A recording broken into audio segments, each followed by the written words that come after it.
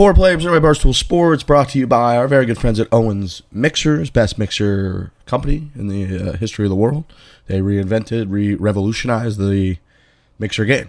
And then we made Transfusion, which is really good.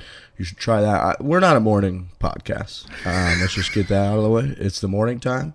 And we just don't, I don't know. We don't fire on all cylinders until the PM. We're more of an afternoon podcast. But sometimes scheduling gets in the way, and it's the morning time, and I'm looking at everybody's face, and nobody's got anything behind those fucking eyes right now, and we're just not a morning podcast. It is the eyes. Everybody's eyes are just barely open, because all of these eyes have probably been open for less than 35 minutes, I would guess. It's true. It's true. But Owens Owens is great. I was drinking there the other night when I was watching The Bachelorette, when I left the podcast early. And it looked like you guys went for another 30 minutes. I was looking at least at the time. And then Frankie came out, and I had thought that maybe he was just like in the back doing something else. He was like, "Dude, we went on for like 30 more minutes. We talked about where Riggs has been playing. We talked about roller hockey, the whole thing." But I was drinking the ginger beer and lime. We got a bunch of that at the office, and I was just putting those back, watching The Bachelorette. Owens is just the greatest mixer in the game. There's no doubt about it. It's true. You pour it in with liquor of choice. You have yourself a delicious cocktail. You can go to Amazon. They get next day shipping. Great company. Great thing that exists that you can just have it shipped right to your home, your place, your residence, your hotel, wherever you want. And then you go to owensmixers.com. They got a store locator. Figure out where that stuff's at. Drive up to it in your car. Maybe an Uber. Get it. Pour it in with your liquor, and you have an awesome cocktail. So big thanks to Owens Mixers. Cool logo. Donkey logo. Trent actually had to... hang out. Was it Ellie Mae? What was the donkey's name? Oh my god. Elwood? Elwood. Was that it? Yep, great pull. I don't think I would have pulled that. Too early again. Brains are just, again, not a morning podcast. Not a hockey podcast, not a morning podcast. We're checking things off. We're supposed to do a segment where we eliminate things from the game of golf. We're eliminating characteristics that this podcast does not possess. And one of them is just being a morning podcast. So have you guys ever been morning people, like at any point in your lives? I know, like I grew up with a couple guys that are morning people, and they're just infuriating individuals. Like we used to do morning workouts for football in high school, and I would come in very similar looking how we look right now. And then there'd be other guys who were like, yeah, I've had coffee, I cleaned my room, then I came here, now we're going to do deadlifts for 45 minutes. And I was like, I want to die. Never been a morning person, man. I mean... Prior to working at Barstool, when I would have like my dad would go to work from 9 a.m. to 4, and then I would like go in from 4 till closing. And like if I didn't have to do anything until 4 p.m., you can catch me in that bed until 1 o'clock if I had to. You know what I mean? Like I didn't. Yeah. There was no reason for me to get out. So then starting Barstool right away, it was like Dave was like, you got to be here at 9 a.m. Like, which was obviously even later compared to most people in the workforce. And it was just, my God, like it was hard in the beginning, but I got pretty used to it. And then now the pandemic, like we started working out of our beds, not leaving our house, and I'm started to slip a little bit more into like later mornings, which is not good. Like I need to get back into a better routine. Well, you're a restaurant business too. You guys are like, that's not morning. You guys you start late, you finish late, you wake up late. Service industry is very late. Yeah. Yeah, I would say in college, my move was if I had to get a paper done, instead of doing all-nighters, I just couldn't do that. Like I couldn't focus at night. I ran out of focus. I have like a certain bandwidth of focus for the day, I think. And I would get up really early because nobody else would be up. Like all the people that didn't have to get a paper done would like go out that night. I wouldn't. I'd go to sleep. I'd watch The Office or something, go to sleep by like 11 or 12 in college. Get up at like 5 a.m. and then from 5 a.m. to like noon, crank out a paper over those like 5-7 hours. I would do that just because I do focus better usually in the morning. But now, again, being a blogger, like games are on later. So I'm like just this usually you're up later kind of like tweeting about stuff or whatever. And we just don't need to be like, what happens in our world that we need to be up? It's 8:15 in the Midwest right now. What is happening in our foreplay world that I need to be awake right now? Nothing that I've seen so far. No, there were. No. I remember when I first started a blog way back in the day, like when 2 people were reading it. I did it for 2 reasons. One was because I didn't want to ever have to dress up. I hated going to work and wearing like the nice khakis and the button-up shirt, and that shit drove me crazy. I always just wanted to wear like jeans or khakis and a shirt. And the other reason is what you guys are saying, like the blog game, some days are different, and the blog game is unpredictable. But like, you don't have to do anything before. Nothing's going crazy before like 8 a.m. usually. So those were the two big reasons. And again, we're just kind of harping on how bad it is to wake up early, and I'm sure there's people out there who are like, "Fuck these guys," but it's just early, and we're just not used to it. That's all there is to say. That's right. Speaking of the the hockey stories we were telling, I had a guy. I'm trying to find the DM right now, but a guy DM'd me. Trent, we were telling. We were talking about Lurch giving up goals and like some of the NHLers that Lurch gave up goals to. It's funny, and we started talking about like people that I scored on, and Jonathan Quick, Stanley Cup winning goalie for the Los Angeles Kings. He was their tender when they beat the New York Rangers for you. Yes. Is that right, Frankie? That's right. Was mine, where I had 2 goals one big night. We beat them on home ice. Well, a guy DM'd me and was like, Riggs, no joke, hearing you, I'm trying to fucking find this, but he said, hearing you tell that story gave me the chills because I was visiting, potentially deciding between like Avon and another school, so I went to that game as like a potential going to go to Avon Old Farms school. I went to that game, and I remember watching and having all of that unfold and how intense it was and the crowd going nuts, and it made me 100% commit and go to Avon because I was like, this is the coolest environment of all time. And he's like, I literally got chills listening to the podcast. I couldn't believe that you were telling that story because I remember watching that. So that's we're doing a little, somebody should play like Glory Days right now and make fun of us, which is what we used to do in college whenever somebody would start talking about their high school accomplishments. But yeah, we were telling stories. It was a good time. I'm sad I missed it, honestly. Do you have any high school glory stories you want to talk about? Well, I mean, I was a halfway decent high school football player to the point where when I got this job, one of the first things I did was go back to my high school and request from them all of my high school football tapes so I could then take them home, download them onto my laptop, and cut up a highlight tape that I then put on the internet. That now when people make fun of my athleticism, which is fair, I suppose, because I'm older now. But like during the Breaking 100 process, sometimes after the rounds that I would play, people would tweet at me being like, this dude is the worst athlete on the planet. And sometimes I would get so like revved up about my high school glory days that I would tweet the high school highlight videotape at them being like, there's an athlete in there somewhere. It's just buried under a lot of shit now. But, like, yeah, I mean, those are my glory days right there. I watch it every once in a while, probably a couple times a month, just to remind myself that I'm a real athlete at some level. Didn't you have, like, sneaky closing speed or a couple sneaky interceptions or something, Trent? I was fast for a big guy, yeah. I guess my glory day would be that we were playing Cedar Rapids, Washington, who was our crosstown rival. And it was I think it was like a 6-point game or a 5-point game. It was a weird football score game in the fourth quarter.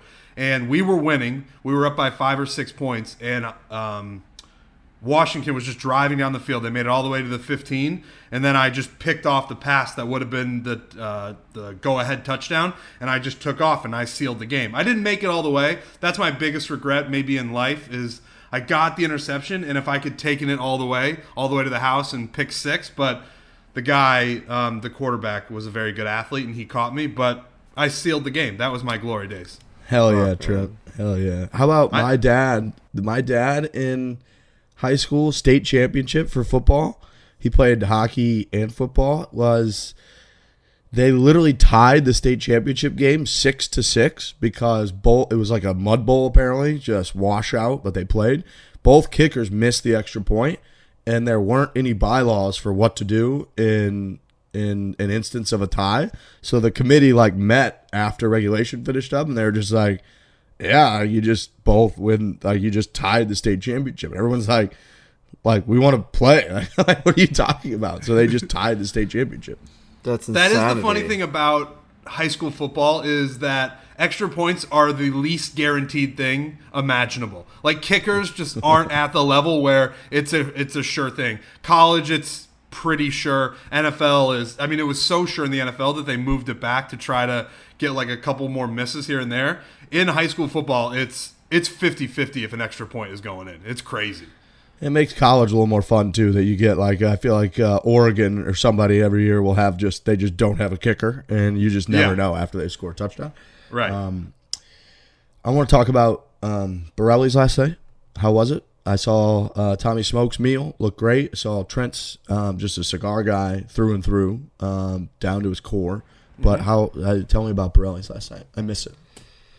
Borrelli's was a scene. I don't know how it turned out to be that. So Marty Mush has an intern that he's trying to turn Italian or teach him Italian ways if he's going to be Marty Mush's intern. Noah is his name, and Noah showed up and he stole the show. I mean, he was in an Adidas tracksuit, kissing my mom on the cheeks, like on either side, doing all the traditional stereotypical Italian stuff. I went out there, balls to the wall, full Jersey Shore Italian. I mean, it was, it got kind of weird. Like we all started taking it very, very seriously, sitting at the table, like ordering like ridiculous things, drinking wine all night. And yeah, it was something. Frankie transformed into a different guy.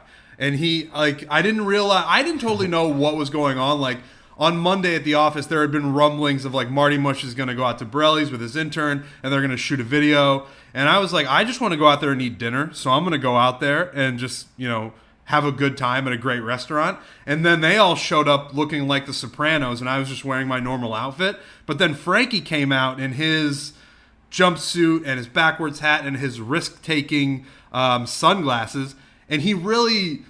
It wasn't just the outfit that he took to, it was the whole persona of like a Jersey Shore Italian guy, to the point where we almost had to pull him out of it. Like I thought he was going to get so lost in the sauce. You had to spin a top or something and make sure he was still there. Right, yeah. Right. He loved it. And I'm actually glad that when we jumped on the Zoom this morning that he wasn't still wearing the outfit, because at that point I would have said, he's lost, and we've lost him. But Frankie, I really do think that you really enjoyed yourself last night. Yeah, I did, man. I was doing this laugh every time. Like every time something would happen, I'd just like stick my tongue out. Like I had my glasses down on the tip of my nose, and yeah, it was a weird thing that came over me. But very fun night. We had Rhea, we had Glennie Balls was in like a couture, like just like velvet outfit.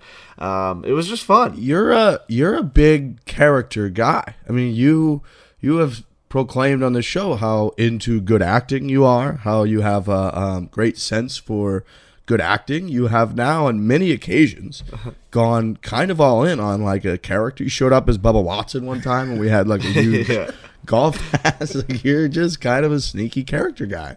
Sometimes I just get carried away a little bit. Buffet of bits, some people may say, but I just like to have fun. We did a Italian night, and I went all in on it. So that's like, if we do another themed night, we're gonna start doing this like once a month. I think we're gonna get together for a dinner at Borrelli's, and if we do another themed night, I'll go just as hard on that as well. I do want to say that I'm a cigar guy now. Shout out to Macanudos. I smoked one after I broke 100 with Frankie at Garden City Country Club. And then last night we had Macanudos. That was like sort of part of the night as well, part of the video.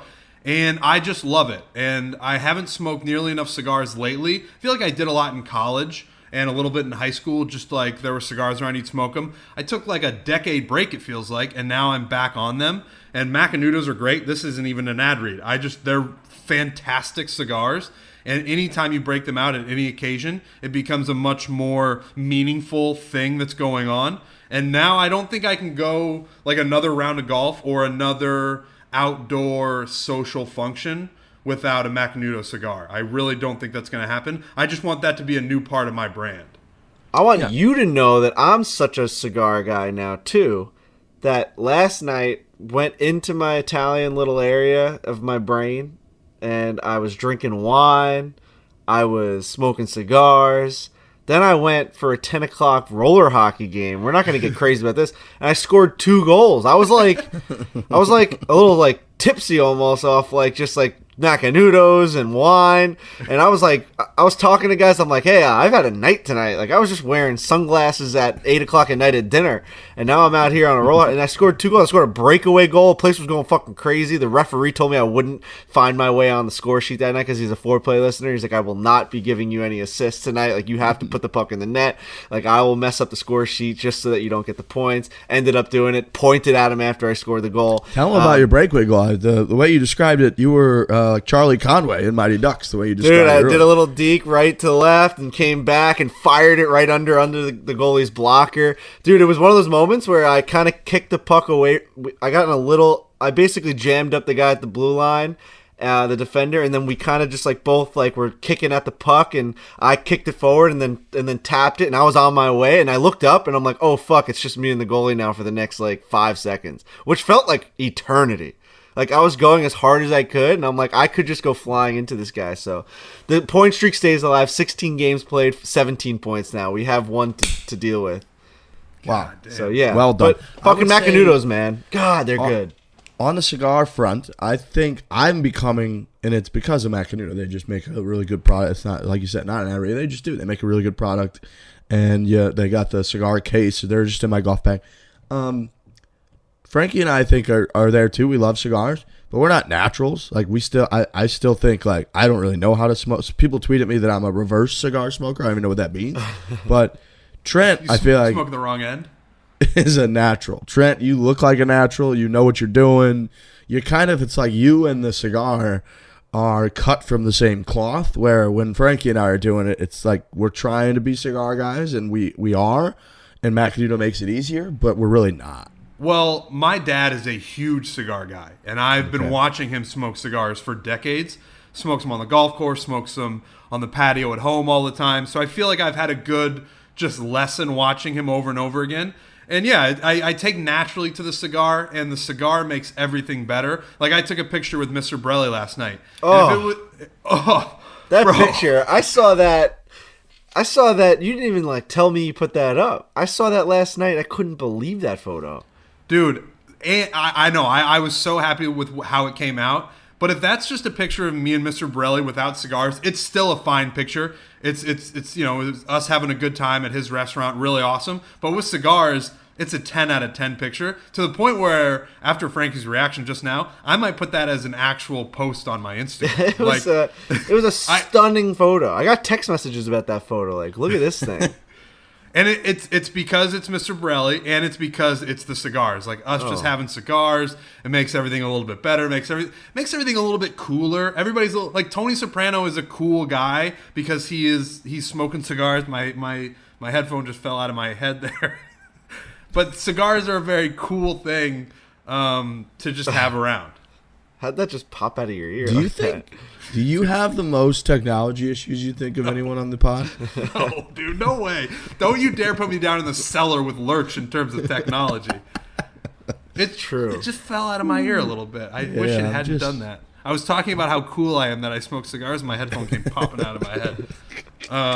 Macanudos, again, not an ad read, just an endorsement for an awesome product.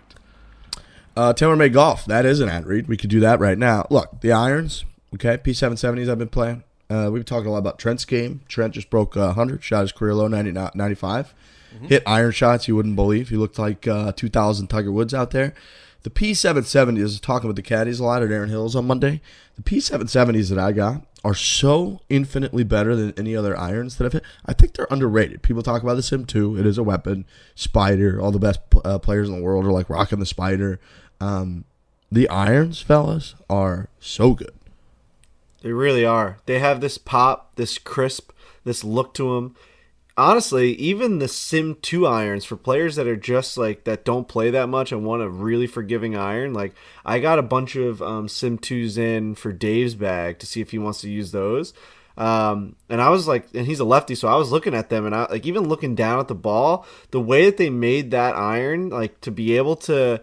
It feels like it's an iron that a better player would play, but you just know it has that cavity back that's going to help you get a little bit more oomph. It's going to help you if you haven't played a lot and aren't hitting it on the center of the club face. It's going to help you with that. So from beginning to end, from beginners to experienced players, I mean, my goodness, have they got you covered at TaylorMade. Yeah, you go to barstoolsports.com/TaylorMade. I'm on it right now. It's got, you can shop, the woods. You can shop the irons, putters, golf balls. You got the TB5. My handicap's the lowest it's ever been in my entire life, so I think that it can't be a coincidence, a quinky dink, as we say, gentlemen, that became a TaylorMade athlete. Trent shoots the lowest round he's ever shot. I'm the lowest handicap I've ever shot. It's just boys are playing good golf because we got the best equipment.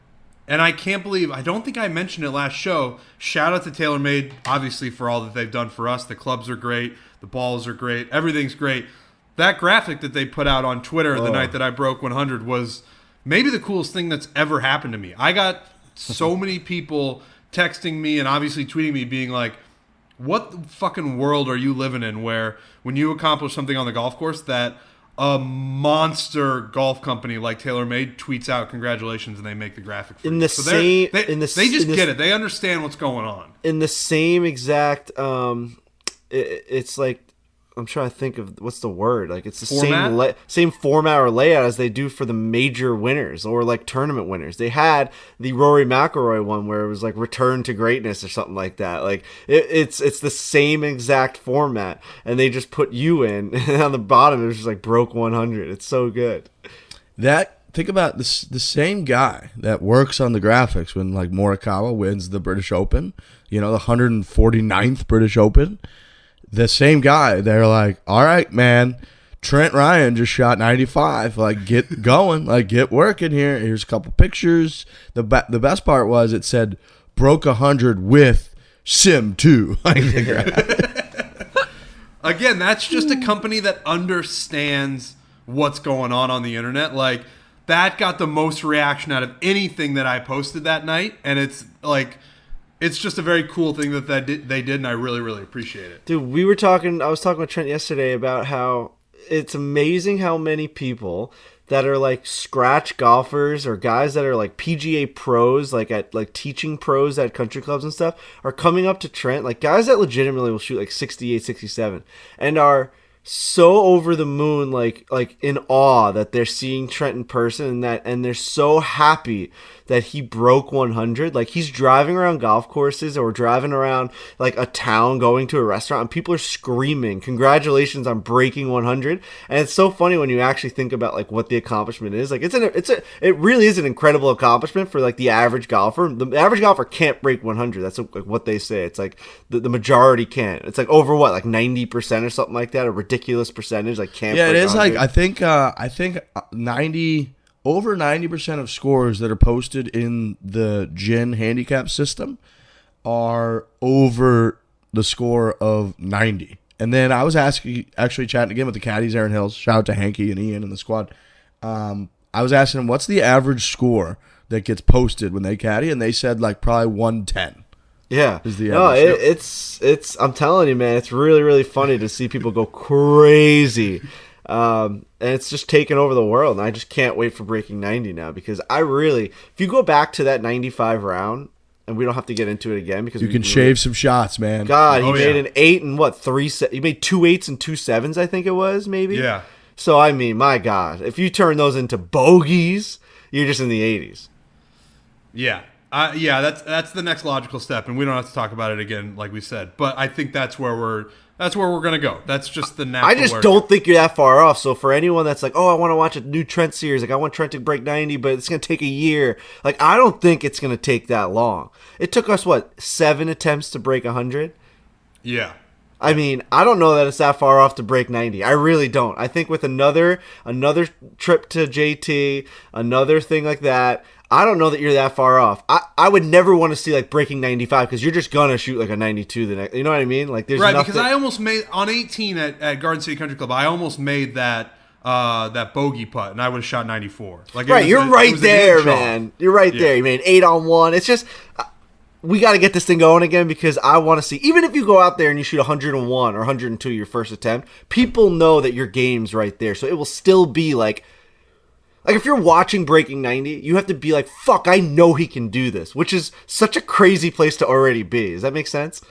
Like you just broke 100 for the first time in your life. And I think if people watch breaking 90 and you don't accomplish it, they're going to be like, fuck, like he can do this. People text me about how close you are, Trent. People are just like, they text me. They're like, dude, get him on a putting green.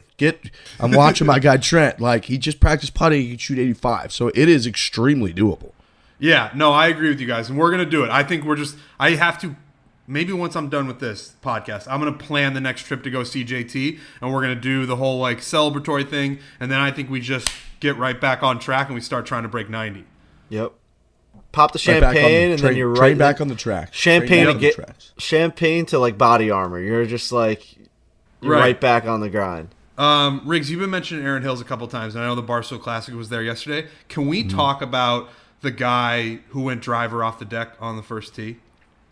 He's a crazy person. I mean, he's going to be a complete psychopath. Now, I'm going to kind of walk that back because the way he described it to me made a lot of sense. So, very good player. Ended up qualifying, which now we've had two crazy people. We had the guy that does the ninja kick before he hits a driver in St. Louis, qualified. And then we had this guy who went driver off the deck. And there were even a couple tour pros who responded to that. A couple DMs that were just like, I couldn't do that. Like, how can you hit a driver off the deck? What he said was, on the first hole at Aaron Hills, as we know, it's all hazard down the left side, and the left side of the fairway kicks hard towards that hazard. So you can't miss left. You can miss 100 yards right, and it's a par 5, and you, even if you miss way right, you just lay up out of the fescue and you have a wedge in, you still might make birdie, worst case par. You miss left, it's like a re-tee or a drop, best case scenario. He said, when I hit driver off the deck, I can't go left. It's impossible. The ball cuts. No matter what, it cuts. So whenever I have to hit a ball that can't go left and I need it to cut, I go just driver off the deck. And I was like, yeah, but this is the first tee shot of a golf tournament. You're on camera, there's people everywhere, and you just hit a driver off the deck? Like, what? We watch PGA Tour pros will top one off the deck and then throw their driver in the water. Like, it's an impossible golf shot. And he just ripped driver off the deck on the first tee at the Barstool Classic at Aaron Hills U.S. Open course, and he roasted a little cut down the right center. It was insane. Yeah, it's a cocky move. There's no doubt about it. You show up to a Barstool Classic, like an amateur tournament event, and you're hitting balls off the deck to like show how good you are. It's kind of crazy to me. But the second thing is, like, I don't understand why. So why can't you? I don't understand the physics behind like why it can't like go left. You know what I mean? Like, why can't he tee it up like a millimeter or an inch just to get it up? Because I mean, he's not getting the ball on the center of the club face at all. It's impossible. He's not going down into the ground. So he's only using the bottom like part of the driver. Like, the ball probably went nowhere. It went like 270 down the right side. But how's that? He's not using the center of the club face. Like, how the fuck is this? Like, dude, you know what I mean? Look, like, he has to tee it up a little bit. Golf is a game of confidence, and that's just the shot that he has confidence in, and he knows it won't go left. I don't know if the science backs it up. It is clearly like really almost impossible to draw a driver off the deck. Same way that, like, if you just went and hit your putter, put your putter down and tried to like rip a draw with your putter just from the ground, like, it's impossible. It just slices to the side. That's kind of, I guess, where it would come from. Regardless of all of that, you just can't be doing what he's doing unless you're a crazy person. I mean, he has to be a lunatic, a serial killer who that's what he's confident in. Like, he's got to have dark skeletons in his closet, in his dark, scary closet. Like, I don't know what's going on with that guy, because to get to that place and to do that in that moment and to pull it off, like, he's a cold-blooded killer, that guy. Also, I wrote, like, this guy's so cocky, and I got so many messages being like, well, it takes away the left. I do this all the time. It's like, all right, dude, like, what time do you play on Sunday on CBS? Let me check. Like, Send me what day you play on the PGA Tour, and I will watch you. It's like, come on, man. You're like, it takes out the left? Like, we're playing at the Barstool Classic here. Tee up the golf ball. Come on, man. Well, like Rick said, he has legitimate tour pros responding to him being like, I couldn't even do this. And that's guys who have thought of everything or have tried everything. Those are guys that don't want to hit it left on holes that are left that have hazard on the left. Like, Kevin Kisner sets up to a tee. He does not want to hit it left on some holes. He does not tee it off. He does not hit it off the deck with his driver. Never seen it once from him. There's many times where he steps up and he's like, I cannot hit this left. He just tees up that golf ball. So it can't be the end-all, be-all right decision. It's just it's a psychotic decision. Yep. Yeah. That's golf Twitter. Golf Twitter is the worst place, maybe. It really is. Earth. Just if you knew anything about the game, you'd know that would take out the left hazard. If you knew anything about my ball sack, it'd be in your mouth. Oh, yeah, Frankie. That was Jersey Shore, Frankie. Yeah, dude. Yeah. Where are those sunglasses at? Put them back on. Fuck, man. I think they're in my car. Oh, wow. Shit. It's not funny. Other thing I wanted to mention with the TaylorMade is the new Transfusion TP5 golf balls that we have. They're awesome. I don't know if we really talked about them on the podcast, but the Transfusion logo, we got a nice, small, clean on there. One of the coolest things we've come up with is that Transfusion logo. We put it on a lot of stuff.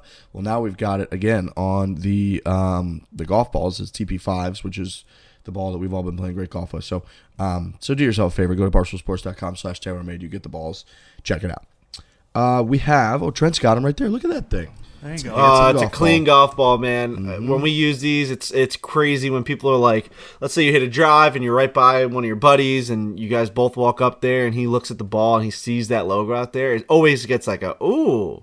It just pops, man. The way that they're able to print these logos on these TaylorMade balls, the ink comes out just as good as like the word TaylorMade. It's just as poppy. Usually it almost feels like when you get logos on golf balls, sometimes it feels like it was made at like a kiosk in a mall where like it would like fade out or something, or it just doesn't have like that color pop. For some reason, this thing really, really pops. Yeah, they're great. Big fan. Dave Portnoy playing Brooks Koepka coming up about a month away. I know we've talked about this in the past, but it's been probably a little while. People now are starting to ask us about it a lot. I've been wrong before, so I'll preface it by saying that when I would have bet my entire life. You could have literally had a gun to my temple, and if Dave Portnoy shot under par from the tips at Shinnecock Hills with unlimited mulligans, I would have agreed beforehand that you could just pull the trigger if that happens. Well, I was wrong. He did it. However, there's just no way in my brain that watches and witnesses other human beings, Dave and Brooks Koepka playing golf, that he can defeat Brooks Koepka in my mind. I don't think it's possible. Frankie's a Team Portnoy guy, so I imagine you will hear something differently from him.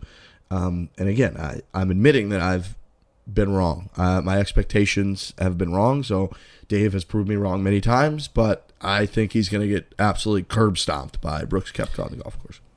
You've been wrong, and you will be wrong again. I mean, Dave Portnoy, has he ever lost anything in his life? In 20 years of being in the public eye, starting Barstool Sports against all odds as a newspaper. Then he comes in, he brings it as a website. Then he goes in, brings it to New York, and he just takes over the world. Then he goes into the stock exchange and takes over the stock exchange. Everything this guy touches turns into gold. You're telling me that an 18-hole round of golf against a guy who's playing opposite hand is not going to be a walk in the park for Dave Portnoy? This guy will mentally disable Brooks Koepka. Brooks Koepka has proven to get rattled at every single step. Whenever something comes out, he's like saying that like, oh, like Bryson this, Bryson that. He can't stop thinking about Bryson. Well, that's going to be Dave Portnoy. Every step he takes on that golf course, Dave Portnoy, who is a mastermind at the mental game, will defeat him in every aspect of that golf match. Dave is not a practicer. Dave sucks at golf. So unless he shot 4 under at Shinnecock Hills, 300 mulligans. He's got to play the golf ball in real time against one of the best golfers in the world. But you are right. You are right, Riggs. Where I understand fully what you're saying, but then there is that part in the back of my mind and in the back of your mind where I've never met a guy who is better at not getting himself in situations where he won't lose. Like, he is very confident in all of the abilities that he has, and he knows the abilities that he has. Now, this one feels like we're getting into pretty deep water, I will say. Like, watching Brooks swing a club lefty, we haven't seen a ton of it, but we watched him pipe that drive, and if he can just sort of like dink and dunk and get that ball in the hole after he pipes it like 260, 270, 280, it's going to be a tough road for Dave. But again, like I said, there's always that part in the back of your mind where it's like maybe he just like figures it out somehow. Maybe. Also, the Brooks video, how do we know that wasn't attempt number 40, that just like the only one that went on Twitter? You know what I mean? Like this guy is not a left-handed golfer. Even Dave's attempt number 40, he can't do that. But he did at Shinnecock. His attempt number 40 was like a pipe right down the... He didn't hit it 300 yards. No, but you hit it longer. You end up in longer, worse stuff when you hit it right and left. I mean, Brooks is going to be all over the place. He's going to find himself in just as much shit as Dave is going to find himself in. He's literally hitting opposite-handed. He's going to make big numbers. Dave will just play his game. I'm not worried. See, here's the thing. I'm not worried about Brooks. Like I'm as Dave's caddy, we're just getting Dave to a number. Like, Brooks is going to have blowups. He's going to shoot a higher number than people think. Dave just has to play his game. I'm not worried about Brooks Koepka playing lefty. I mean, there's no worry in my mind. I swear to God on that too. Like, when we're out there on that match, I will not be thinking about Brooks Koepka being out there as like some sort of intimidating factor that we're facing. He's playing left-handed. He just knows how to get a ball into a hole well. Really good at it. Yes. Right-handed. And I know that. I get that he's not a left-handed human being. I don't think there's any way on earth that Dave Portnoy can win this match. I just don't see it.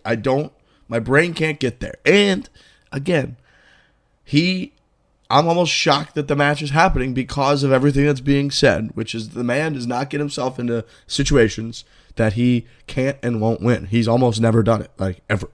And I think this, again, feels like Shinnecock all over again, except more of a lock. Is there any chance that... Shinnelock. It's a Shinnelock. That's what I'm going to call it. Is there any chance that, like, Brooks is just way worse lefty than we think? Like, we also have a jaded perspective because, well, one, we saw the drive, which Frankie is right that we don't know which attempt that was. And then the other thing that we've seen is we've watched Dustin Johnson play lefty, which was absolutely absurd, where he was so good lefty that, like, I almost wanted to throw up when we were watching it. But, like, who's to say that Brooks is as good lefty as Dustin is lefty? So I think we're like a little skewed in that perspective because it'd be pretty incredible if Brooks goes out there and starts playing lefty and he is just way more dog shit than we realize. I don't think that's going to happen, but it's possible. Frankie, what's your target score? Like, what do you realistically, as Dave Portnoy's caddy, what do you think you could caddy him around the golf course to?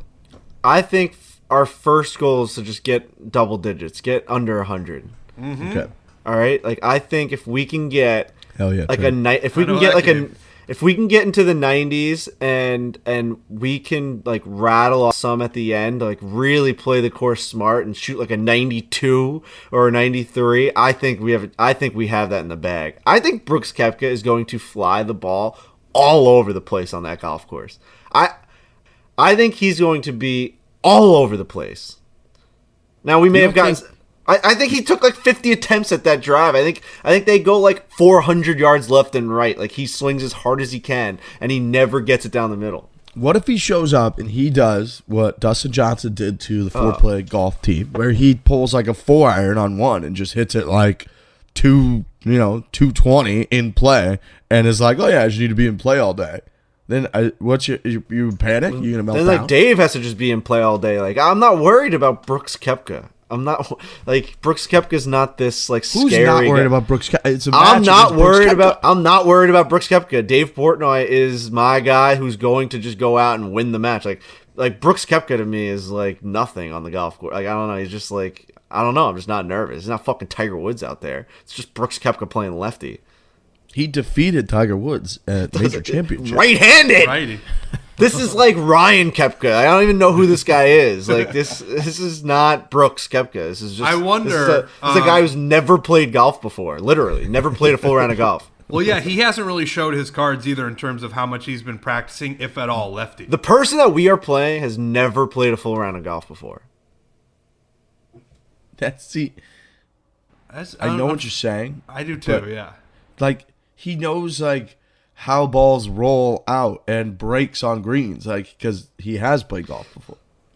Well, so does Dave. Dave knows how balls roll. Come on. It will be interesting. We do have to get to that. We have to start getting practices in. We were supposed to go today, and rain is really starting to fuck us. So it's like it's just crazy that 2 days of rain are coming on 2 practice days for us. But we'll get. Are you the only caddy? Is there going to be like the whole squad, or is it just you? Dave has tweeted and I think made contact with Bryson before, but then Bryson maybe now hasn't fully agreed to be on the team or on the bag. So I mean that's also just Bryson DeChambeau. That's just Bryson life, where he's just going to be all over the place. Would be outrageous. It would be the biggest story and maybe golf history if Bryson DeChambeau carried the bag for Dave to beat Brooks. Like, I don't know. That's bigger than them getting paired up like in an actual match on the PGA Tour. Like, if he shows up to like out of spite to like beat him in this like charity match, it would be outrageous. It's probably it'd be 1,000 times more interesting if he came to this event than them being paired up at a golf tournament. Because at a golf tournament, things are pretty like, all right, we know what's going to happen. You guys are going to play. You guys are barely going to interact. At this thing, we would like the Barstool effect would make them butt heads, and it would be a crazy fucking scene. Get your pip up, Bryson. Learn how to play the game. You want to get in the mix? This is the mix. You want to grow your brand, your YouTube page, all of your stuff. You want people to start liking you? This is what we're talking about. This is how you take it by the balls. You win. If Bryson DeChambeau shows up to that match, he wins the Brooks Bryson match. Like the fight that they're having. Dude, he wins it. Think about it. If he does this, he immediately gets Dave Portnoy as an ally on the internet. Also, everyone watching him would just love him. Like, everyone would be like, this is the greatest move I've ever seen someone in a debate, in an argument, in a fight, in a rivalry ever make. Dude, like, imagine Bryson, him just standing there on a approach shot being like, all right, Dave, it's 137 to the pin. Here's what I really like. If he was as invested in that as he was in Frankie's chipping at the PGA at Bethpage Black, like, and he wasn't just being a dork. He wasn't even trying to make it about him. If he's just like just the whole day doing his best caddy effort for Dave Portnoy, it would be the best thing for his image I think he's ever done. Yep. Bar none. We almost have to go on like a campaign to get this guy to do this. Like, it's like, where is his PR team? Where is Bryson's team?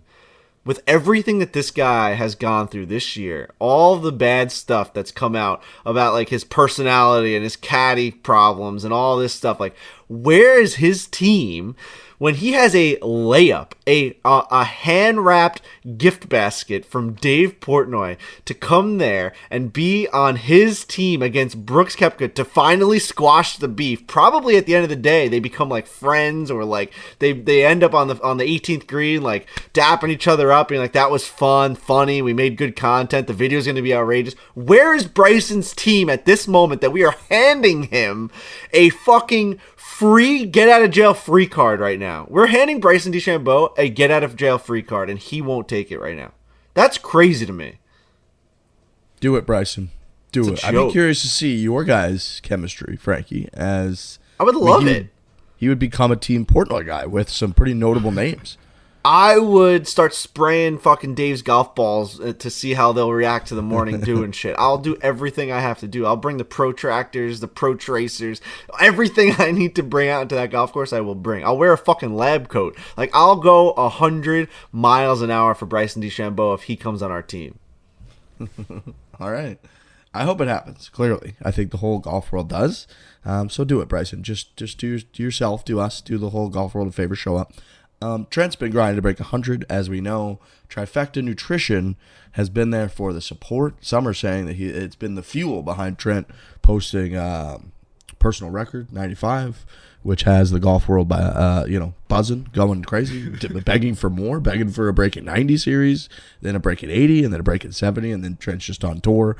For golfers out there trying to hit their next milestone, you need to try Trifecta Nutrition. Everyone knows golf takes time. So does cooking. With Trifecta Nutrition, you can spend more time on the golf course practicing, grinding, just like we're talking about right now with Dave, and less time in the kitchen cooking while still enjoying amazing and healthy meals. Again, it's very convenient. They've got meals that are both, if you want to be a little bit more stringent on yourself, a little bit more strict, they've got some more basic meals, and they also have chefs that they work with, that work for them, with them, Trifecta Nutrition, that have created delicious meals that are also very healthy. So they got a lot of good choices. Fresher food, farm to fork supply chain, as they say, which we like. Never frozen, organic produce. No wasted time cooking or cleaning. You just heat, you get healthy, you get full, you're not wasting all kinds of time. You can get 40% off when you shop meal plans with code FORE at trifectanutrition.com. Again, you get 40% off shop meal plans, code FORE, F-O-R-E, at trifectanutrition.com. This stuff really is fantastic.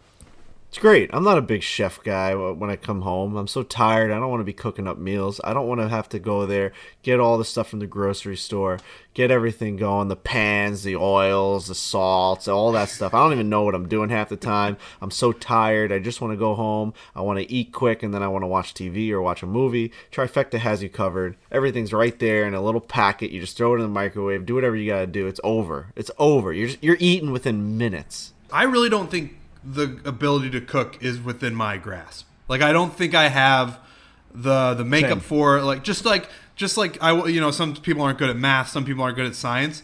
I don't have the ability to cook. I just don't know what I'm doing in there. And Trifecta meals, they solve the entire thing. You just heat it up and you eat it and it's done. I don't have to waste my time being bad at cooking. Are you good at any of those things that you just rattled off? Are you good at math, science, or cooking? No. I was going to say the way you said those, you're like, some people are good at math, they're good at science. I'm not good at cooking. I don't know that you're good at any of those things. Some people can't read, they can't write, there you go. Do math, they can't do science. Yeah, no, I was okay in school. I wasn't great in school, and that also carried over to cooking. I can't do that either. I can't do anything. Those two subjects were by far my worst. Math Reading and writing? Oh, math and science. No, math and science. All of them? Goodness. Just all of the subjects? No, I actually took a liking to history. I enjoyed history. I used to do very well in history. I used to love, talk about the ancient history Greeks. History is just like a story. Ancient Greeks. Yeah, I used to love that shit. Dude, I failed so hard out of chemistry. Like, I think I failed as hard as you can possibly fail out of chemistry. When they started throwing, like, equations and all that shit. Not, like, math was okay. Like, I could get by in math and algebra and whatever. Chemistry, they just shoot me into the sun. Dude, how about when math got to a point where you had to, like, prove shit? Well, that's what are we doing? Like letters? There were like letters you had to like prove and solve, and then calculus is based on determining like the area that doesn't even really exist. You can't even like get to that. It's like, what are we doing here? What happened to like 2 + 2? What are we doing? And like, it's all fine and good if you want to teach me something that I'm eventually going to have to use. I don't know when I'm going to like put that actual like into practice. Like, I understand engineers probably need that type of stuff, astronauts, scientists, all these people who are much smarter than I probably have to end up using these things, but I'm just like a dumpy blogger. I don't need to figure out something with a hardcore equation. Also, who got screwed by math, or I'm sorry, screwed by technology is math. Like math. Yeah. The minute we all just have hey, buddy, the best calculator in the world in my pocket at all times, what are you doing? Long division? Like what are you talking about? What's 88,000 times 200? Like, I just got the answer right here. I don't immediately. Need to Good job, Trent. Good thing you took all those fucking decades of math classes. I thought you were going to write boobs on the calculator. That would have been good. I wish I had done that. Dude, when I really checked out and never came back was when I realized that the only people that were going to be using the things that we were using were eventual math teachers to then teach people. It was a never-ending cycle, and I actually used to say that to the teachers, and it got them very angry. Like, I'd say, like, you're making this up to the point where I don't need to know any of this, like, at all. And I understand, like, what you're saying, Trent. At some point, like, they have to do it because if people take a liking to it, then they move on to things in which that will be a part of their life. Engineers, I mean, even like brewers use like math when it comes to like how much like hops they're gonna put in, or that's like it's all mathematics. But like you end up learning that in like your own specialized schooling, right? And I get you have to start someone somewhere to see if they like it. And then they go on their path, and then they take more classes, and it goes on and on and on and on. My point's just like, I already chose my path, and it wasn't going to be math, all right? Like, at a very early age, I realized I did not like it. And at some point, if we're doing things... Like, did you guys have, like, new math, or was that when I was in school? Like, at one point, they just introduced, like, new math, and there was, like, new ways to solve problems. And if you did it the old way, you actually got the answer wrong, even if the answer was correct. If you didn't do the equation, if you didn't do... Show your work. If you didn't do the operation exactly the way that they wanted to, but you ended up with the correct answer, you'd get it wrong. And I would get so mad and be like, what's the answer, Miss Green? And they'd say it's 25. I'd say, well, what did I write? I'd say 25, but you didn't take the right way to get there. So you actually got half point. I'd say that's not fucking possible. That's not fucking possible. I got the answer. You asked a question, I answered it. So that's when I was just out on math, man. Science, I get. Science is something that you need to know. It's what's happening in the world. History, you got to know your history. You got to know all these things. You got to know how to read. You got to know how to write. You should be able to like read books and fucking Shakespeare. Math is made up. A lot of math is made up. It's just made up. It's made up by fucking mathematicians who then teach. I didn't know you hated math so much. Who then teach other people who are then going to teach other people who are then going to teach other people. It's a never-ending cycle of them sucking their own assholes. We started this being like, man, everybody's so tired. We don't know what's going on. And then just a smash cut to Frankie going, math is made up. Math is a made-up concept. A lot of school math is made up. Like, there's nothing made up. What do you mean made up? It's like the shit that you're saying, where it's just like prove that this is this.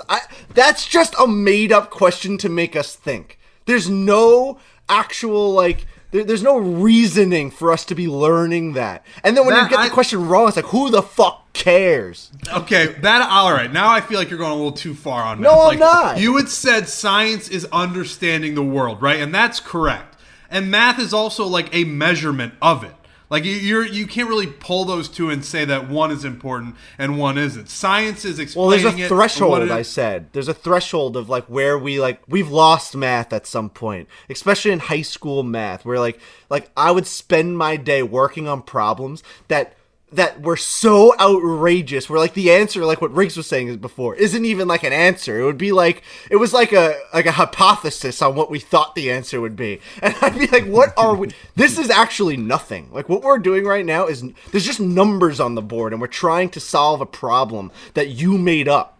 Right. I agree with you there that what you're attempting to do, hopefully, is like sparking a Neil deGrasse Tyson mind, where he's like, "Oh, I like that, and now I'm going to take that," or like a Stephen Hawking, or a Will Hunting, who's definitely a real person. Like if you spark those minds, then they go on to do it. I'm just saying that I'm an idiot and I'm dumb, and that stuff confuses me. You're just nervous about getting canceled by math people right now. Fuck math people. I fucking hate math. Look, I'm just saying, I'm with Trent. I think we were kind of busted math's balls a little bit, and then you threw a trident through math's heart, and we're kind of like, all right, well, that escalated, man. Like, just chill out. I don't hate the basis of math. I actually enjoy being able to work out real problems. Like if you have an equation that like means something, where you need to find out like what goes into this, how do we get to this? But when they started just making up questions and making up things to fuck with our brains, to see like our critical thinking and like, could we find our way out of this problem that we made up? I don't like that shit. It took up way too much of my time in my life. It's hard to tell that. We're talking about like cutting the grass, and I think math that we can do, clearly not this tough math, is a similar satisfaction. Like when you do a math problem and you get to the answer and you did it correctly, it's very satisfying. But like Frankie's saying, when they start like solve for this, and then you got to prove that, you got to do like 5 pages to solve a math problem, that, like you said, that dork in Good Will Hunting is the only person that cares about these math equations. Like nobody, doesn't mean anything. It doesn't mean anything. And now sparking minds, great, so that they could do their math stuff, and maybe we, can find quicker ways to utilize. Cool, great. And math, like coding and all that, is like math, so we got to have that shit. But for us, we will never, ever, ever need any math beyond what we learned in second grade, maybe? I agree. You know what they should do, and this may be my best point, is teach kids how to fucking do their own finances in like middle school and high school. Teach them how to write a check. Teach them how to like invest their money, how to get a loan, how to like rates from the fucking bank. Like that's stuff that we just get put out into the world, and they're just like, do all this stuff. Yeah, go get a job. Right. Like learn how to there's literally people now that get paid to help us idiots on how to like finance our own money. Isn't that like the most important thing as a human, to be able to like finance yourself and like learn how? Dude, when I graduated high school, I don't even know if I knew how to write a fucking check. Like I was just like an idiot when it came to that stuff. Like real world shit. Dude, when you write the and like 0 over 100, you're kind of like looking around like how'd you do it? How would you write it right here? Right, it's like everyone still second guesses themselves when they write a check. Like those 2 lines on the bottom, like is one of them for a date or is it like I don't know. Memo? What am I? Memo. Do I know how to get a loan? No. Can I find out the surface area of this room? Yes. Yeah, like, I don't get it. Dude, you know what else I really don't get? I was watching that the Edge of All We Know or something like that. It's about black holes on Netflix. It's a fucking nightmare. But because black holes are we just don't know anything about space. Like, but no. When they're trying to figure out like equations about black holes, this is where I just don't understand math. They're literally coming up with new equations, right? Like they're showing, like coming up with a new equation to me doesn't make sense. Like I guess every equation had to have been just made up at one point where they were just like, yeah, this is what these at some point every equation was a new equation. These collections of symbols means this.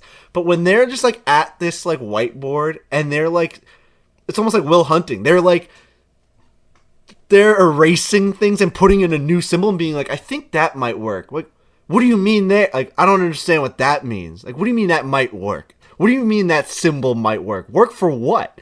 You know what I mean? Like, if you're making it up, why can't it just be right? Why can't you just make up your own symbol? What are they trying to achieve is my question. I appreciate that about like scientists sometimes, or we're probably talking about like theoretical physicists at this point. Yes. Where they don't know. They'll tell you. They're like, we don't know.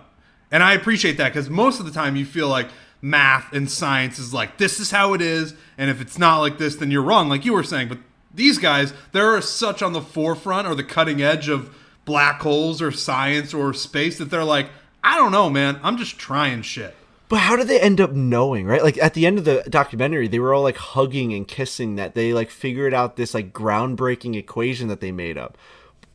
Like, what are you talking? Like, what do you mean? What happened there? What's the end solution? Right. What did we figure out? Did like a asteroid like turn at you and smile and be like, you nailed it? Like, right. That's my point. Right. Exactly. Like, oh, you like changed like that thing to this, and now we figured it out. I don't know, man. Well, what they always say is probably like sound math, like a fucking idiot. They say the math works. Like if they do something right, then the math works. But I don't know what that means. We have a guy who went to Harvard on this fucking show, and we still sound fucking stupid. I think I'm I was a dragging hockey us all recruit. down. Okay, recruit. So still take it with a grain of salt. Truly hard seltzer. That's probably a good time to pivot. With 16 refreshing flavors, styles, there's literally something for everyone. Wild berry's been my favorite for a very long time. They got the new fruit punch. There's like a citrus fruit punch that are on a nice summer day fantastic. We had a lot of these out here yesterday at the Barstool Classic at Erin Hills. Whether you're on the course, you might be at a bar, you could be at a beach, you could be really anywhere you want. Enjoy a truly hard seltzer. It's honestly just it's one thing that I'm extremely happy I found existed in the world a couple years ago when they came on for the Barstool Classic, because it's what my buddies drink back home. When we got on the van a week and a half ago, 2 weeks ago, to go with our buddies' trip up to Erin Hills, we loaded the cooler with Trulies. That's just like what people like to drink. They are delicious. They got a ton of different flavors, 16. They got 5% ABV, so you know you're going to have a good time. 100 calories, so if you're watching your figure a little bit, they're just perfect. They check a lot of the boxes. We love Truly on the show. Let me tell you something. You make something in a fruit punch flavor, and I'm going to drink it. I have never not liked something that's fruit punch. Whatever it is, it's just the best flavor imaginable. Truly came out with a fruit punch Truly. I'm going to drink it. Have to. It'd be crazy not to. I feel like you were nurtured on fruit punch. Like you were just born on fruit punch. We used to drink a lot of Hawaiian punch. Yeah, there it is. Ooh. Did you used to have, I mean, every kid had this, so I'm not just calling you out, but did you used to have, like, just, like, the red lips, or, like, on the outside of the lips, you'd have it on the top? You know what I'm talking about, Trent? You drank so much fruit. This is a guy who just proclaimed his love for fruit punch. Of course I've had that around my mouth. Like, basically all of my childhood. Exactly. You know? Yeah, that clown, like, outer ring. They'd be like, that's just the guy that always drinks fruit punch. Were you guys Capri Sun guys? Where you stab it in there? Totally. Straw? Flip it upside down. Boom. Like you wouldn't believe. I never flipped upside down. I used to think that was so cool, but I never did it. No? The kids that like would do that, I think were so cool. There's like it's a cocky move. And it's really you got. I always went for the hole. It's not cocky. It's convenience and it's easy because the hole on the top, and they might have changed it now, but like back then it was a 1 in a million chance that you're going to get that straw to the top. If you flip it upside down, it's a big belly under there, and you're just like poof. Bro, when we were doing sorry, unboxings with Dave. It's okay, Frank. You don't have to apologize. One of the funniest clips of unboxings was when Dave got that God. Capri Sun, man. It actually may have been during a pizza review. It was a pizza review. He was doing the frozen pizzas at home, and one came with the Capri Sun, and he put it through the back, and he couldn't see it, but all the viewers could see it. Literally, the straw was through the Capri Sun and sipping on it, and he's like, I can't get it. And then he ended up just like squeezing the Capri Sun through it, and it would just like drip out of his hands. And I think maybe he got like 1 ounce of Capri Sun in his mouth. So funny. You gotta flip it. Truly, go drink Truly. It's very good, very delicious. PGA Tour and European Tour announce a alliance. Very funny when I saw this announcement that they're using the word alliance. Like that's the beginning of World War II, and these two are teaming up. They're going after the bad guys. Cool though. I started reading about it a little bit more this morning. The Scottish Open, now title sponsored by Genesis, will be a co-sanctioned event, this is from Golf Channel's website, leading into the Open Championship, scheduled for July 7th through 10th at a venue to be determined. The Scottish Open field will be split between both tours and offer points toward both the FedEx Cup and the Race to Dubai. I actually love this because the Scottish Open got a really good field this year, if you recall, when like JT and Rahm and all those guys were playing over there. So I do enjoy that. But this is clearly just a response to the PGL stuff, right? Yes. Totally. Has to be. Has to be. Every move we see now from the PGA when it comes to scheduling or money is in direct response to the PGL. And there's no doubt about it. No one at the PGA can say that is not true. They're going to figure out every single way to make these guys who are currently on the tour on their schedule as happy as possible so that they don't leave for the big bad PGL who's going to pay them $1 billion to go play in like these Dubai events. And I've also, by the way, you guys haven't talked about the biggest news yet, which I'm surprised by. That yeah, we know. The John Deere Classic is no longer the week before the Open Championship. 2 weeks now, huh? It's now 2 weeks. Wow. Do you think you're going to get a bigger field here? Some more top 50 players? I don't think so. One top 50 player? You guys have been very open about throwing shots at me about how weak that field is. Those days are over, my friends. It's over. This was a big step for you. The fact that they moved this back 1 week, like we've had that in the bag. That for the rest of our lives, the John Deere Classic was going to be the butt end of the joke, the fucking ugly stepchild of the PGA Tour schedule. No one was ever even going to care about it. But at the end of the day, they fucking moved that thing 1 week earlier, and that becomes a little more enticing to some guys that want to get something on their schedule, right? Like, guys playing in the Open can just play in the PGA Championship now. They can play in the. I just call it the PGA Championship. Can play. No, see, like now you're getting me going. Can play in the John Deere Classic. Jesus Christ! And like I've been saying the whole time, I've been supportive of the tournament, obviously this whole time. But like I said before. Like, it's still, the purse is large, and you can win a lot of money, and you can, get yourself going before the Open Championship. So this is, it's just gigantic news for the John Deere Classic, and I am so happy, and I cannot wait to see what the field looks like next year.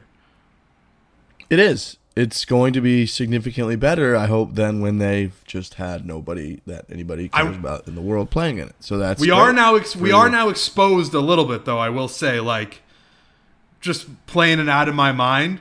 Like you guys were saying, we were up against it because, in terms of saying what type of tournament it was, because it was the week before the Open Championship, and that's why it had a weak field.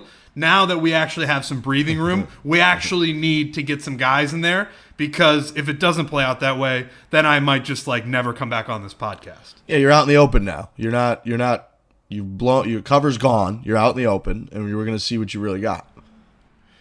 Silvis, Illinois. Come on, everybody. We're all going. Come on. Actually, we had guys at Aaron Hills yesterday who were raving about Deer Run. Said it's just phenomenal, and that the area is not as bad as people say, Trent. So things are moving. At some point, we got to shoot a video there. We got to do something. We got to play around there.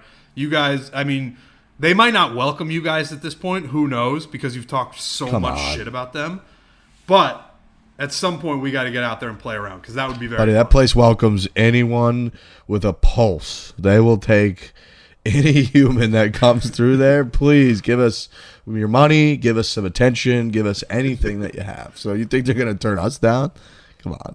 That's the kind of place where, like, we've talked so much shit about people, and then when we see them in person, it's always like a really awkward feeling. Like players all the time. That'll happen to me specifically.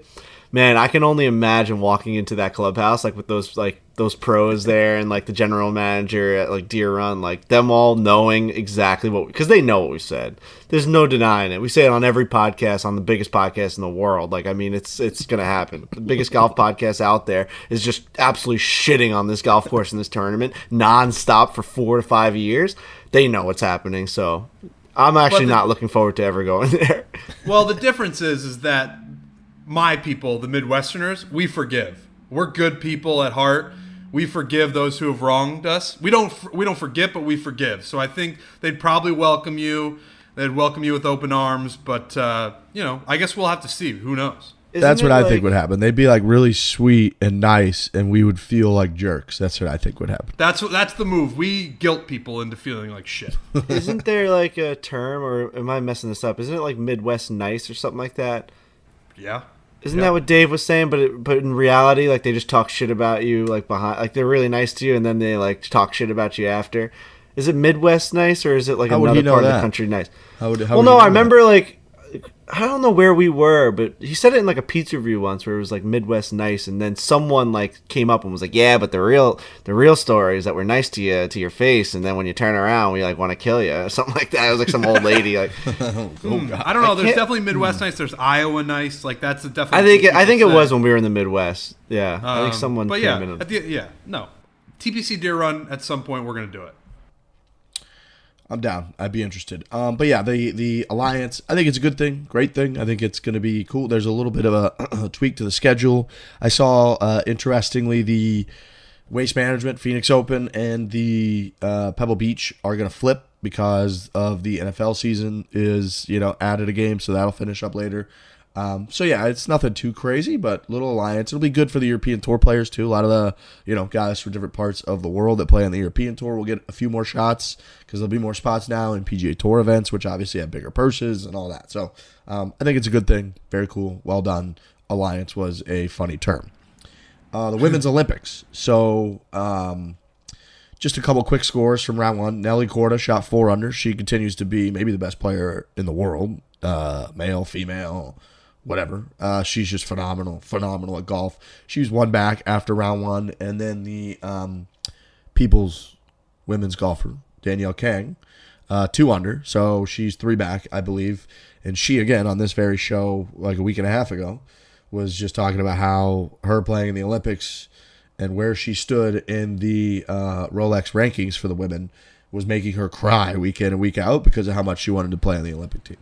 Dude, did I see before we hopped on here that they might shorten this to a 54-hole event because it's going to be so hot out there that it's like not safe for the players to be playing 18 holes a day? It's like 108 degrees. I think the heat index was 111, and Lexi Thompson's caddy just had to bow out. Like, he just looked at her mid-round and was like, "I think I'm a ghost right now, and I'm going to pass out, so I'm gone." I know that what that guy's feeling so hard. That's how I feel. Like, let me get a look at Lexi Thompson's caddy. If he looks just like me, that's going to be very funny. But when like you said, he's like, "I feel like a ghost out here." That's how I feel. When you're just too hot on the golf course, and when you're trying to compete for something as prestigious as a gold medal, you just like, it's tough. This guy's so hot, it's crazy. It's hot, man. It says Lexi Thompson's caddy succumbs to intense heat. It happens. When I clicked on that, I thought he died. They're like, he succumbs. It's like, oh man, that must have been really hot out there. But yeah, that guy looks hot. Do you I go 50-50 on prestigious and prestigious. I think every other, I just change it up. I've never said prestigious. Yeah, I think I normally go prestigious. But for some reason, prestigious is easier for me to say. So I went with it there. Never even would have thought to say prestigious. Didn't even know that was an acceptable way to say it. I don't even know why I started kind of saying it like that, because the word would be prestige. It wouldn't be prestige. So I don't know why you would say prestigious. But I've picked that up over the years, just in my adventures. I don't know. Yeah, prestigious I can say it easier, but I'm pretty sure 99% of people say prestigious. You know, the one I struggle with is niche. As I'm about to say it, I don't know if niche is the right way or like niche is the right way. You have some words where you're like, I'm about to say something, and I just don't know if that's the acceptable way to say it. I think it's niche more than niche. It's niche. I've never heard niche. No, you combined the two. Yeah, but it's niche. But it's also niche. It's also niche. Yeah. Yes. See, that is why I get confused. And then how did you say it? You said niche. It's never niche. No. I've never heard that one. No, dude. No, you that's a hybrid of the two that are said. I don't say that. I just said it sometimes creeps into my head as I'm saying niche. Yeah, that's one that I'm not very confident in either. Like, I would say if you're referring to something that's like a niche topic, that's how I would say it. When would you say the niche? Like, I've got a niche for that? No? He's figured out, like, if you're talking about like a comedian who's got a certain brand of comedy, like, that's his niche. Oh, that sounded right. Right. That sounded correct. Yeah, that did sound. Now, is that like grammatically correct to say it that way? Is it? No, I think it's the same word. It's just more pronunciation than it is. But I don't know. I think that's right. Yeah. Weren't you an English major, Trent? That was years ago. Also, there's a difference between. I was just curious. And I didn't graduate. What's the word for like I just said, is that grammatically correct? What's the word? Because that's definitely not the right term to use, because it's not What's like grammatically grammar. correct for grammatically correct?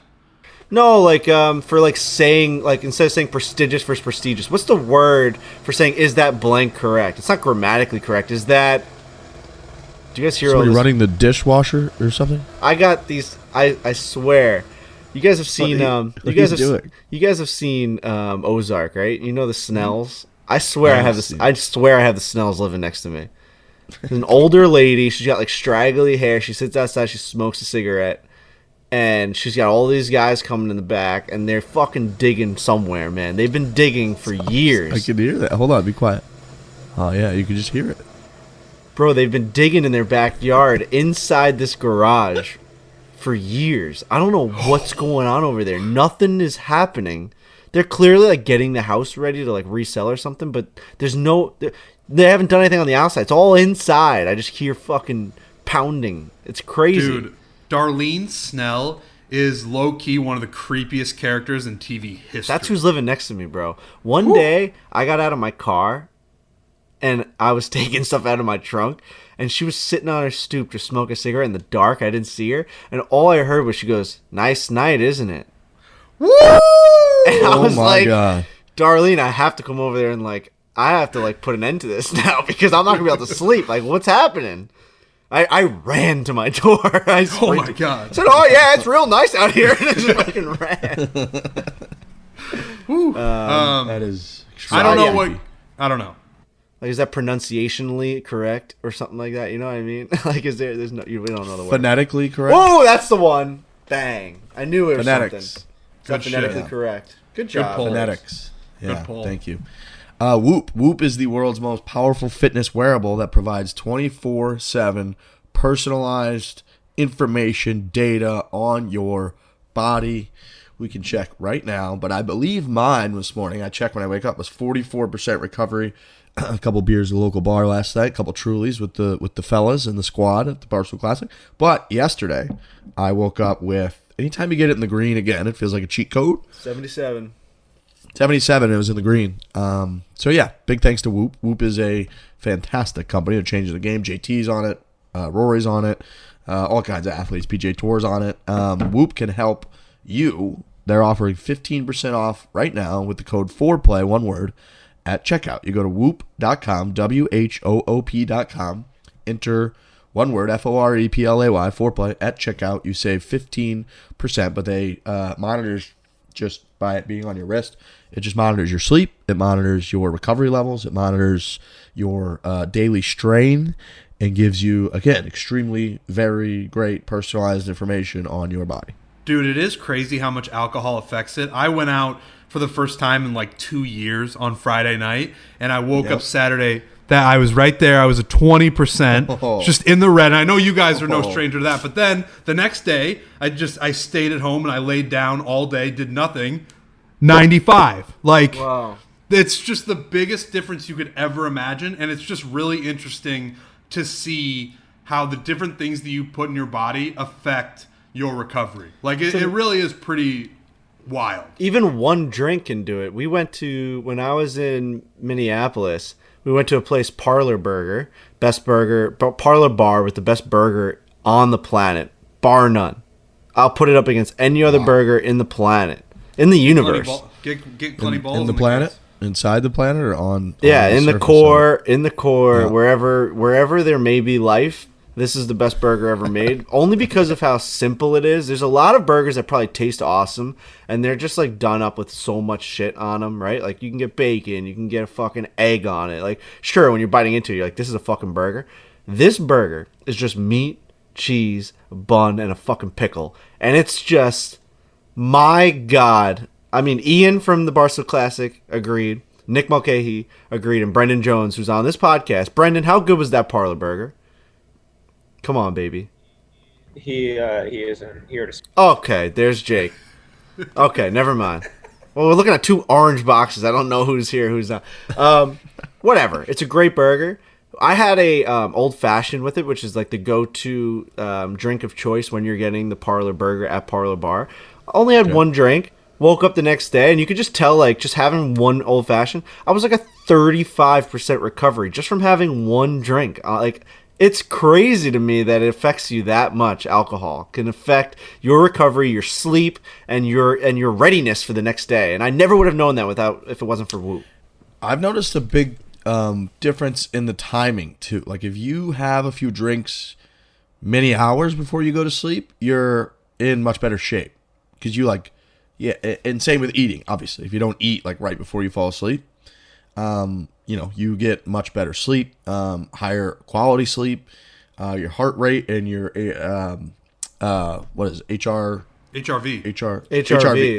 Your HRV is much better. So having this kind of information is obviously helpful. You go to whoop.com, WHOOP.com, 15% off with the code FOREPLAY at checkout. Frankie, your responses when you put that, I saw your burger, I think you put it in your Instagram story. Were the responses all affirmation, or did you get everybody in different parts of the country bitching at you about how their burger's better? You got a couple people being like, prove it, which was like funny response. Like a couple guys were just like, prove it, which I don't know how to answer that. Kind of put me in a box there. I respect that. I like every person that had ever been to Parlor agreed that it was the best burger they've ever had, which I think speaks very highly about the burger. Bro, this place just has it done. So, and this is like crazy pub for this place, but it's called Burrow in Minneapolis, downtown Minneapolis, I think is the place. And then they opened up this place below them. It's almost like a speakeasy. You got to go downstairs, and it's this place called Parlor Bar. And originally it was opened, because I read all this on the menu, it was opened as just a waiting room for Burrow upstairs. So they'd go down there, they'd have couches, you could maybe get a drink, and you'd wait for your table upstairs. Then they put a burger on the menu to, like, if people were hungry, they didn't want to wait for their table up there, and it ended up being the best burger people have ever had. Dude, it tastes like candy. I don't know how to explain it. It's a mixture of meat. It's not just a beef patty. It's got brisket mixed in there, and it's like a mixed beef patty. I don't know, man. I don't know. I'm thinking about it right now. You're going to make me have to go get a burger for lunch today. I have to get a burger. I have to eat a burger today. It's great. I just have to. It's not. I can't wait to stop talking to you guys. So I'll go get a fucking My burger mouth because is you've been watering. just going on a burger binge here for the last 5 minutes. Is there anything better than biting into a nice cheeseburger? No. And we don't There talk really about it enough. Like, cheeseburgers are kind of slept on. You know, we in a go weird hard way, on yeah. tacos, pizza. We go hard on, like, steaks and ribs. And, like, you don't just... No one ever talks about a good burger. Do you think a burger is the most ordered meal in America? It could be. It could has be, to be. and it has to be the least talked about. Like, because it's just so ho hum. You It go is. to like a bar and you just get a burger. You don't talk about it. It's become the default when you can't pick something. When you Yeah. can't figure out what you want, they're like, And "Oh, it just take the delivers. burger." It Right, delivers that's how good it all is. the time. Right. I think that's what I meant by slept on. Like, we don't give it enough credit. It's just because it's so just like, yeah, I'll get a burger and a beer and French fries. Give me some of those. Great, like post golf too, man. You Some get aioli with the French fries, maybe a little garlic aioli. baby. All right, I give me gotta a stop talking to you Coca-Cola. guys so I can go Oh. fucking eat a burger right now. But no, I really have to piss like a racehorse. So Trent's biting his lip right now. I mean, I'm getting a burger later today for sure. Shit, just chewing his fingers off because you started talking about him. He's looking at me like he's gonna fuck me. Have you guys ever seen a horse like actually pissing? No. Nah, Dude, one time I went horseback riding in like Colorado or something. It's because I have to piss like a racehorse wherever it came from, and the horse just like stopped and just peed, and it was a fire hose coming out of that thing for like a minute straight. The water pressure was like higher than any shower I've ever seen, coming out in gallons, and I was like, holy fuck. And the guy's like, the cowboy was like, that's why they say, pissing like a racehorse. And I was like, oh my god. So Oh, that's actually nice because I never really understood that reference. I've used it many times throughout the course of my life, but I never really understood what they meant. So yeah, now imagine this here's- horse peeing, and then imagine it like a race version of that. Oh my god. So let me tell you guys about the term "piss like a racehorse." All right. Okay. Frankie fact time. This is a nice throwback to Frankie facts. The popular notion of incontinent racehorses seems to have roots in the late 1970s, when trainers began the widespread use of diuretics like Lasix, furosemide. I mean, these are getting crazy. This is a Lasix- Billy Madison scene now. You really bit off a little more than you can do. Lasix inhibits the absorption of sodium and draws water Told you into he the couldn't bladder. read, man. This causes the horse to excrete more fluids, which could, in theory, make a horse lighter on its feet and faster on the track. So they're giving them this thing that's going to draw more water to their bladder, make them lighter on their feet, faster on the track. Depending on the dose, the Lasix treatment could cause a horse to move several gallons of urine within an hour, which could translate to a quick drop of 10 pounds from a horse's body weight before a race. Shit. There you 10 go. pounds of piss coming out of that thing? It's not against the rules to dose a racehorse with Lasix, but its use is carefully regulated and abuse will result in a penalty. Wow, man. Wow. It makes sense. I'm telling you, this stuff just comes out like a waterfall out of that 10 thing. 10 pounds of piss coming out of these things before. Wow. All right, no joke. I have to pee and I have to get a cheeseburger really badly. So we're gonna finish the golf podcast now. Yeah, I think that's You fair. guys have anything else for me? I don't think so. I don't know, man. I just I wanna get I don't know. I want to get going on. Where are you going? Where are you going? Tell us with where. I want to get going Tell me on where you wanna go. cheeseburger. I want to get going on cheeseburger right now. Okay. I think where I'm going to Good. go tonight is Good answer. I'm going to go to All American Cheeseburger tonight. So shout out to All American. I think it's in Seaford or one of those towns. All American cheeseburger and a milkshake with French fries and a nice and a nice thing of ketchup. I'm gonna have it in my car. It's an old school place. It's like from the 1940s, and you can only go up to the front desk. You know what I had the other night? I can't believe I didn't bring this up earlier. I texted Jeff D. Lowe. I had a Culver's burger on the way up to Aaron Hills. Now, your first one or no? Have you had a lot? No, not my first one, but God, it's probably been 5-10 years since I've had one because Sure. it's more Midwestern. I don't even know if they have them out on the Northeast, but I got a Culver's burger, man. I didn't get anything else. I got no fries. I just got a double cheeseburger from Culver's. It was really good. What's your favorite, and sorry to make this into a little debate because I know you got to piss like a racehorse, but what's your favorite fast food cheeseburger? Shake Shack. That's probably right. I think that's that right. Shake Shack sauce, whatever it is they put on there, is phenomenal. They got a great bun. I'm going to put mine into two different categories. One, so I think Shake Shack, I think Five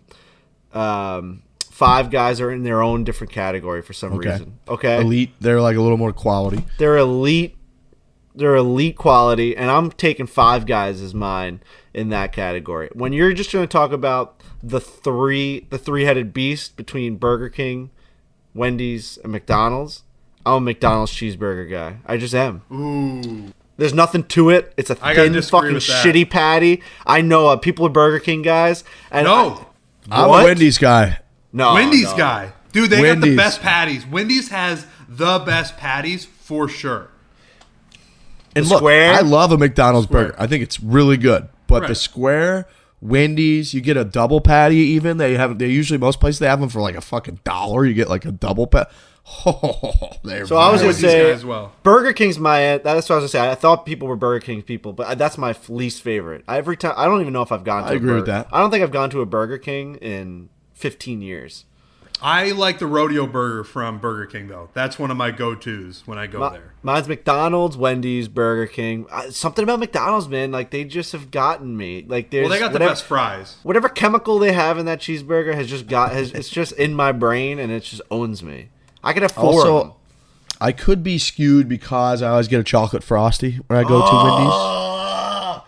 I fucking love Frosties, man. Yeah. And I don't drink chocolate milkshakes whole experience, ever. Is... I'm a vanilla milkshake guy, but I'll also get a twist sometimes. I'll get a swirl, a little vanilla and chocolate. But for some reason, I fucking love chocolate Frosties. Dude, you get a little spoon, that little plastic spoon they give you, you kind of dip in there, and it is the whole experience. It's really good. How am I not going to get Wendy's tonight now? Right. Fast food is just awesome, It's so bad for us. It's really good, though. Who cares, though? You know what I want to do before we get off here? Here's a little What's Up, Doc. Talk to me about how bad acai bowls are for you. And I know I'm saying this on a big platform, and I'm probably saying it wrong. Is it acai? Is it acai? I think you nailed that. Acai bowl. Yeah. So acai bowls, I've been on a big kick recently. Everyone's telling me it's like a fake healthy food. Number one person who's been telling me that is this fucking guy Trent, trying to talk to me about fake healthy foods. He said, it's not really healthy. It's fucking acai, which is a superfruit from the Amazon. It's fucking berries, strawberries, and it's banana. I mean, what's bad about it? It's a lot of sugar. Guy, Dr. Sinclair, said that the berries are like horrible for you. Come on, dude. No, he's like out on. But people are out on everything now. Right, that's right. Like, I don't want to be. Grapes were killing us. Dude, I don't want to be painted in the corner of like, everything's bad. Like, even the healthy stuff is bad for you. There is a lot of sugar in acai bowls, and that is just a proven fact. There's a lot of fruit. Fruit has a lot of sugar, and they put a lot of fruit in the acai bowl. But what I told you and what the bottom line is if it's better than what you were going to eat before, then it's better for you. Like, you are a guy. We just got done jerking off about cheeseburgers on this podcast. If you eat an acai bowl instead of a cheeseburger, you won. You are now a healthier person than you were before. That's it. Doesn't matter. It's all relative. But should I stop this kick I'm on is my question. I'm having one every day. I don't think so. Because it's better than the bagel. It's better than the panini. All right. Well, my DMs are always open. Also, ulnar nerve damage is what I have in my elbow. Maybe irreversible is what the doctor says. I have a follow-up on Monday. I've waited so long. I've always thought it was my shoulder. Irreversible sounds bad.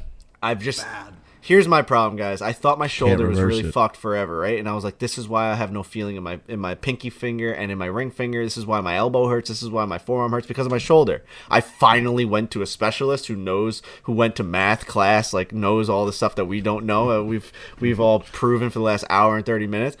I I have ulnar elbow damage, which directly affects everything that's been hurting me forever. So ulnar nerve, gonna be fucked forever. That's just where I'm at. So if anyone has any therapy for that and my acai bowl stuff, hit me. I would like someone to check the records and how many minutes it's been since I said I had to piss like a racehorse, and how disrespectful you guys are for making me continue to talk for this long. All right, let's get out of here. Yeah, let's get out of here. All right. Hit it hard. Hit it hard. Hit it hard.